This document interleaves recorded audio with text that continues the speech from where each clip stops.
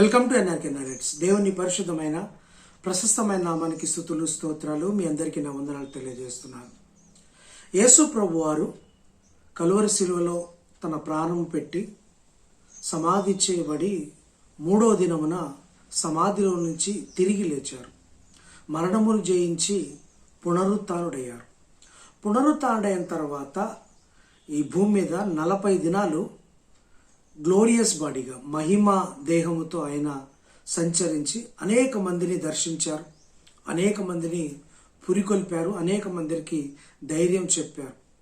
పునరుత్థానుడయ్యారని ఆయన చాలామందికి ప్రొజెక్ట్ చేసుకున్నారు. అందులో భాగంగా అప్పటికే యేసుప్రభు వారు చనిపోయారు. అప్పటి వరకు వారితో ఉన్న యేసుప్రభు వారిని చంపేశారని శిష్యులు భయపడుతున్నారు. శిష్యులు దాక్కున్నారు. ఒక రకంగా శిష్యులు చెల్లాచెదురైపోయి కొంతమందిని మాత్రము ఒక గుంపుగా భయపడుతూ ఆడ బ్రతుకుతున్నప్పుడు యేసు ప్రభు వారు ఆదివారము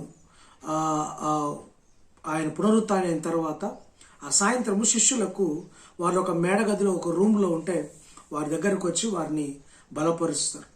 నేనే అని వారికి రుజువు చేసుకుంటారు. యేసు ప్రభు వారికి సిలువ వేసినప్పుడు ఆయన కలిగిన గాయాలని వారికి చూపిస్తారు. ఆయన మాటలను బట్టి, ఆయన తీరును బట్టి వారు యేసు ప్రభు వారిని గుర్తించి చాలా సంతోషపడ్డారు, చక్కటి ఆనందం పొందుకున్నారు. అంత మాత్రమే వారి మీద పరిశుద్ధాత్మ ఊదుతాడు.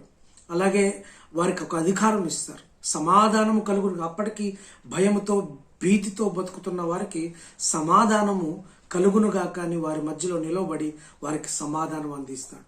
చాలా ఒక అనిర్వచనీయమైన ఆనందాన్ని వాళ్ళు పొందుకుంటారు. ఆ సమయంలో అంటే పేతురు మిగతా శిష్యులు ఆ సమయంలో అక్కడ ఉన్నప్పటికీ తోమ మాత్రం, అంటే 12 మంది శిష్యులు, యేసుప్రభు వారి ప్రాముఖ్యమైన 12 మంది శిష్యుల్లో తోమ కూడా ఒకరు. అప్పటికి ఇస్కరియోతు చనిపోతారు. సో తోమ మాత్రం వారితో లేడు. ఎప్పుడైతే గెత్సెమనే తోటలో యేసుప్రభు వారిని పట్టుకొని బందీగా చేసి అతన్ని సిలువ వేయడానికి తీసుకువెళ్లారో ఈ శిష్యులందరూ పారిపోతారు ప్రాణభయంతో, లేకపోతే మమ్మల్ని ఎక్కడ పట్టుకుంటారనే ఇలాంటి ఉద్దేశాలతో వారు ఎక్కడికో పారిపోతారు. తోమ మాత్రం వీళ్ళతో విడిగా ఏటో పారిపోతాడు. ఆ 3వ రోజు అంటే శుక్రవారము సిలువ వేసిన తర్వాత 3వ రోజు యేసుప్రభు లేచిన తర్వాత కూడా వారితో లేడు. సో ఈ సమయంలోనే యేసుప్రభు వారికి కనబడతాడు. ఆ తర్వాత మెల్లిగా ఎప్పటికో వీళ్ళతో జాయిన్ అవుతాడు. తోమ జాయిన్ అయినప్పుడు మేము యేసుప్రభు వారిని చూసాం, ఆయన చనిపోయినప్పటికీ తిరిగి లేచారు, పునరుత్థానుడయ్యారు, మాకు చూపించుకున్నారంటే అప్పుడు తోమ అంటాడు, నేను నమ్మను, మీరేదో భూతాన్ని దయ్యాన్ని ఇలాంటి వాటిని చూసి మీరేదో భ్రమపడుతున్నారు, మీరేదో ఆ భ్రమల్లో ఉన్నారు, అతను చనిపోయారు కదా, నేను నమ్మను. ఒకవేళ స్వయంగా ఆయన గాయాల్లో వేలు పెట్టి చూస్తే తప్ప నేను నమ్మను అని అంటారు తోమ అంటాడు.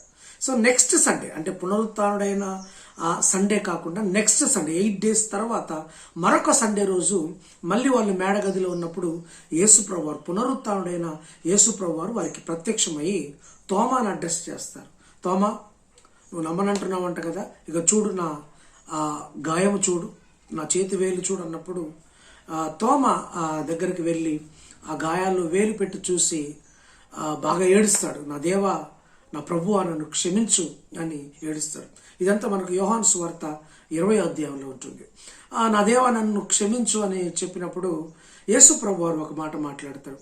తోమా, నువ్వైతే ఈ గాయాలను, ఈ దెబ్బలను ఇవన్నీ చూసి నమ్మావు, కానీ చూసి నమ్మిన వారి కంటే చూడక నమ్మిన వారు ధన్యులు అని అక్కడ యేసు ప్రభు వారు తోమాతో ఒక పలికిన మాట మనం గమనిస్తాం.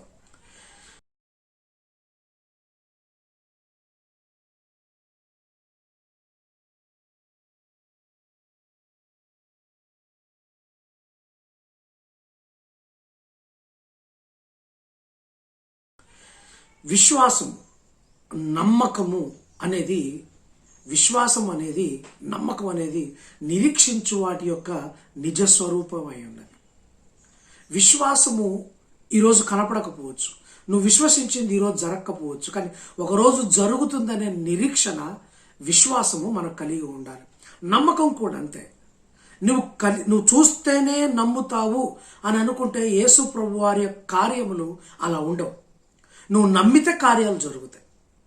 చాలామంది చూస్తేనే నమ్ముతాను, చేస్తేనే నమ్ముతాను, నా కళ్ళ ముందు నేను కనపడితేనే నమ్ముతాను అంటారు.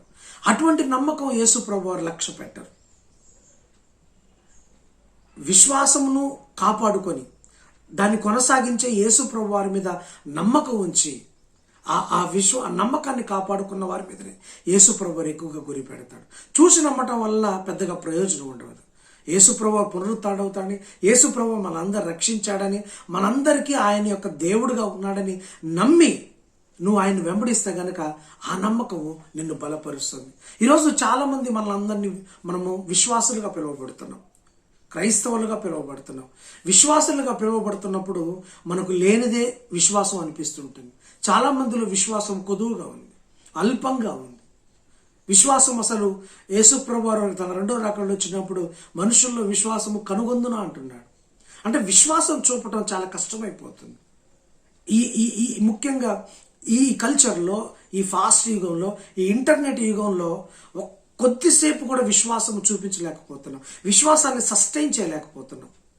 ఆయన పరీక్షించే సమయం కూడా మనం ఇవ్వకుండా మనమే ఆరాటపడుతున్నాం, మనమే గాబరా పడుతున్నాం. పైగా రుజువులు కావాలంటున్నాం. తోమ రుజువులు అడిగి దేవుని చివాట్లు తిన్నాడు. నువ్వు రుజువులు అడుగుతావా? దేవుణ్ణి గుడ్డిగా నమ్మడం చాలా ముఖ్యం.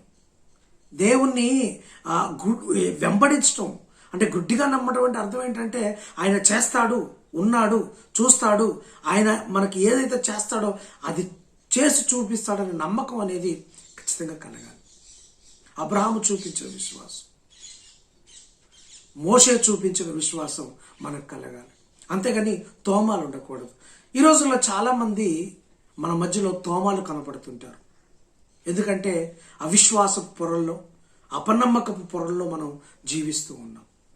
నమ్మకం అనేది ఏ బంధానికైనా నమ్మకమే ప్రాధాన్యం. అది భార్యాభర్తల బంధమైన, అన్నదమ్ముల బంధమైన, అక్కా చెల్లెల బంధమైన, ఇలా ఏ బంధమైనా నమ్మకమే ప్రధాన పాత్రను పోషిస్తుంది. నమ్మకము లేని చోట బంధాలు నిలువవు. నమ్మకం లేని చోట బంధాలు పెంపొందించబడవు. ఇప్పుడు నీకు యేసుప్రభు వారికి బంధం ఉండాలంటే నమ్మకం కావాలి. అటువంటి నమ్మకాన్ని పెంపొందించుకోవాలి. అక్కడ నమ్మకం లేక విశ్వాసం లేక రుజువులు అడిగారు తోమ. అలా ఉండకూడదు. నమ్మకం కావాలి. నమ్మకం లేని చోట బంధాలు బీటలు వారుతాయి, బంధాలు విచ్ఛిన్నం అవుతాయి. యేసుప్రభు వారిని నమ్ము. చూచి నమ్మిన వారి కంటే చూడక నమ్మిన వారు ధన్యులు. విశ్వాసంతో చూడు, నమ్మకంతో చూడు, నమ్మకంతో నమ్ము. అప్పుడు దేవుడు గొప్ప కార్యాలు నీ ద్వారా చేయిస్తారు. నమ్మకమే మనకు పెట్టుబడిగా ఉండాలి. విశ్వాసమే మనకు పెట్టుబడిగా ఉండాలి. ఈ నమ్మకము, విశ్వాసం అనేది మనకు పెట్టుబడిగా ఉన్నప్పుడు మనకు రిటర్న్స్, బ్లెస్సింగ్స్ అనేవి చాలా విపరీతంగా మనలో వచ్చి మన గిన్నె నిండి పొంగి పొర్లేలా ఉంటుంది. కాబట్టి విశ్వాసానికి కర్త, దాన్ని కొనసాగించే యేసు వైపే చూసి నమ్మకంతో జీవించుదాం. దేవుడి మాటలను మన వినికిడిలో దీవించును గాక. God bless you.